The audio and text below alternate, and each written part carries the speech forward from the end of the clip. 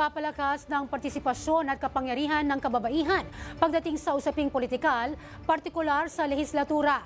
Yan ang naging sentro ng talakayan sa naganap na 5th meeting ng Coordinating Committee ng Women Parliamentary of IFA o WIFA sa virtual video conference na isinagawa sa Kamara.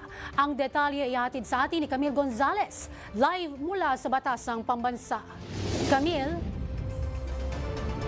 Zay, idinaos nga ngayong araw dito sa Kamara ang ikalimang pagpupulong ng Coordinating Committee ng Women Parliamentarians of IPA o WIPA sa layuning mas palakasin pa ang partisipasyon at boses ng mga kababaihan sa regional o national politics.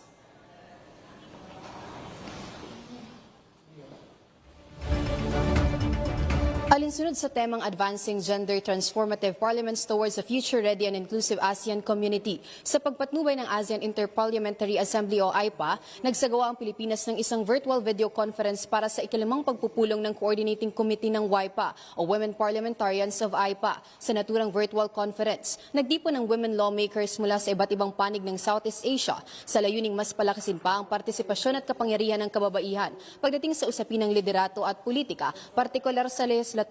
Nilinaw ni House Deputy Speaker Maria Rachel Arenas ang mahalagang tungkulin ng WIPA na siguraduhing laging mayroong puwang at boses ang kababaihan pagdating sa mga malawakang talakayan. WIPA is more than a committee.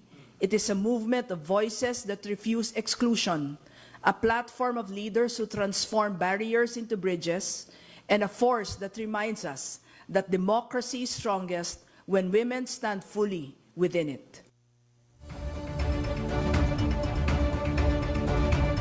Sa kanyang talumpati, iginit ni IPA Secretary General Chem Widya na ang gender transformative parliaments ay mas nakikita at epektibo sa pamamagitan ng makatarungang resulta at kakayaang tugunan ang mga suliraning panlipunan. Gender transformative parliaments are not defined solely by representation, but by systems and legislative outcomes that are equitable, responsive, and accountable. Ayon naman kay House Speaker Faustino Bojoy III, bagamat malaki ang progress na nagawa ng ASEAN at WIPA sa pamamagitan ng Women's Political Participation and Leadership Plan o WPPL Plan, ay hindi aniya ito sapat sa pagsusulong ng mas inklusibong ASEAN. Iginit ni Speaker D na dapat ay hindi lang ituring ang pagkilos na ito bilang representasyon, kundi daan upang bigyan ng totoong oportunidad ang mga kababaihan na mamuno, lumikha ng proyekto at pakinggan ang boses ng mga nasa laylayan.